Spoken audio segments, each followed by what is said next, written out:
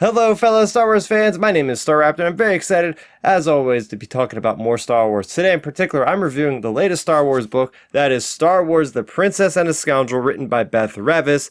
This, for me, is the best cover of the year for any of the Star Wars books. I absolutely love the Legends kind of inspired design of Leia and Han there, front and center, with all the different facets of what happens in this book, going from Endor to the Halycon Galactic Starcruiser down to Maldura in the Ice Palaces.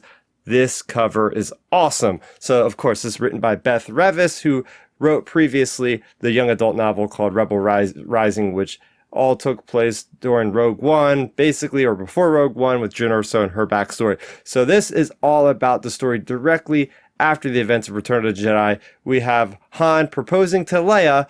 There is a little bit of peace for that week or so in between what happens with the destruction of the Death Star, where everybody's partying on Endor and they have a chance to breathe. And it's all about them going on this honeymoon and about how Leia, no matter what, has a purpose of doing something. Even if it's a honeymoon, she's trying to, skirt the idea of balancing now a personal relationship with Han, with marriage, and also helping out the fledgling New Republic and making connections and things in there. And it's really a balancing act. So this is really our first, in canon, I want to say, Star Wars love story for the novels. And, well, I'll start there right away, because in my positives, I think that Beth Revis nails this romantic relationship between Han and Leia. Yes, there's lots of kissing, there's lots of embracing in this book, but it's not overdone, and it really suits the story with different moments that happen in this.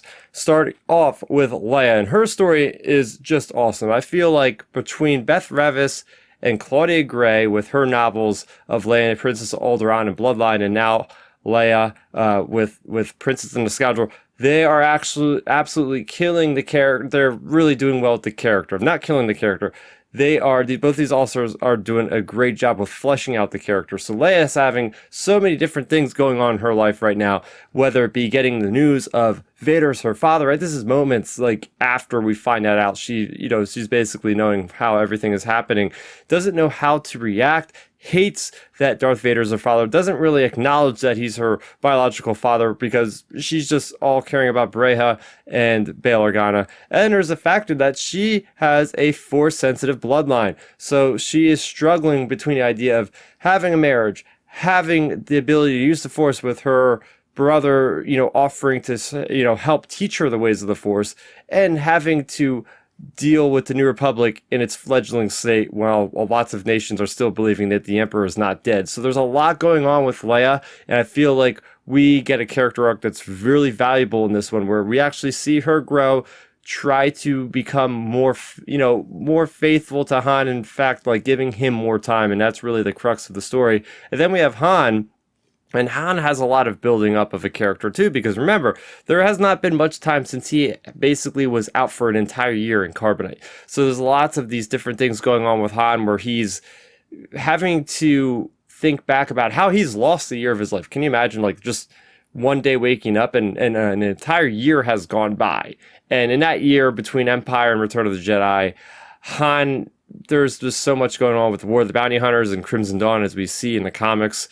Not only that, because they also go on the Halcyon as a honeymoon, and that's not kind of Han's place to hang out. He'd rather be on the YT 1300 Millennium Falcon, or at some dive cantina on Nar Shaddaa or something. He's not really it for the glitzy kind of glamour that you would expect on the Halcyon. So there's a lot of him trying to get over his discomfort of the location he is in, at least for a portion of the book. What I will say is the world building that Beth Revis does, specifically for this last half of the back half of the book. They go to a planet called Maldura. It's an ice planet, but Beth Revis, man, does she do wonders. I want to see this in live action or something at some point, even in animation, whatever, comics. Just give me something visual, because this, unlike Hoth, is an ice planet. There's not a lot of wind, but she does a great job at describing what is going on with different civilizations there, what is going on with the artwork, how the people live. Great job at describing what is happening, the day-to-day life on this planet. And it's just fantastic. I feel like, this book was out there partly to promote Galactic Starcruiser, the Disney Star Wars hotel there in Walt Disney World. but they don't beat us over the head with all these details. In fact, she even makes jokes about how expensive it is and stuff in there. So it's this irreverent humor that's kind of realistically taking shots a little bit at the actual place, which is pretty funny. But I think they do a great job of, me personally, like, hey, I kind of want to go to Galactic Starcruiser now, because they, between this and the comics and the Lego Star Wars special, I think it's being brought up pretty good there. I like how well this ties into the overall universe in that first year around the time of before the the Battle of Jakku, right? So we get Shattered Empire stuff in here. We're getting stuff with Leia, Princess of Alderaan. We're getting stuff with Bloodline. We're getting stuff with the Battle of Jakku, kind of things like that would precede that. All that area with Alphabet Squadron, Aftermath Trilogy, all that stuff is going to be painting such a great picture now that we got all that stuff. And the progression, I love the pacing of the story. First off, it's either a Leia perspective chapter or it's a Han perspective chapter. And Beth Revis is faithful with that design. Literally, it's alternating the entire time. There's some continuations of moments that go from Han to Leia, and you get to see how their perspective on the exact moment is. So I really appreciate that. It really has a great flow to it. Yes, I will say there's not a lot of action per se until like the very last 100 pages or so of this novel. But because the pacing is so quick and the writing is got great kind of flow to it, I did not mind that, and I liked how it progressed. And you have really like the first 50 pages are on Endor, the next like 100 or so are on Halycon, Galactic Starcruiser, and that last back half, as I said, is on Maldor's, which is a brand new planet in Star Wars. So there's plenty of locations that really kind of drew me in, and I just could not put this book down. The only con I would say is I wish there was sort of an epilogue or more closing out on some of these storylines, especially pertaining to the villains and just the overall state of the galaxy. But man, oh man, I gotta recommend, without a doubt, The Princess and the Scoundrel by Beth Revis. If I were to give it a score, it would be a 9 out of 10. This is up there with Shadow of the Sith, with Brotherhood.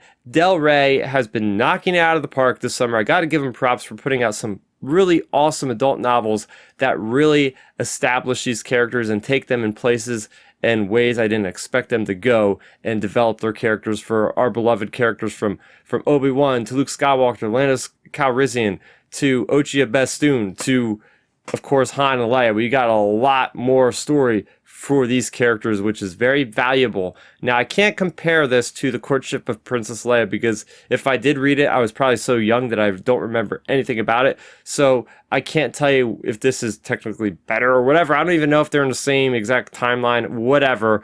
But I will say that you should go and pick up Leia, or The Princess and the Scoundrel. So there you go. That is going to do it for this review. Definitely go ahead, pick that up. If you are liking this kind of content, first off, hit that like button on this video. Helps it get out to more people. Maybe this review will help them figuring out if they want to read something like this.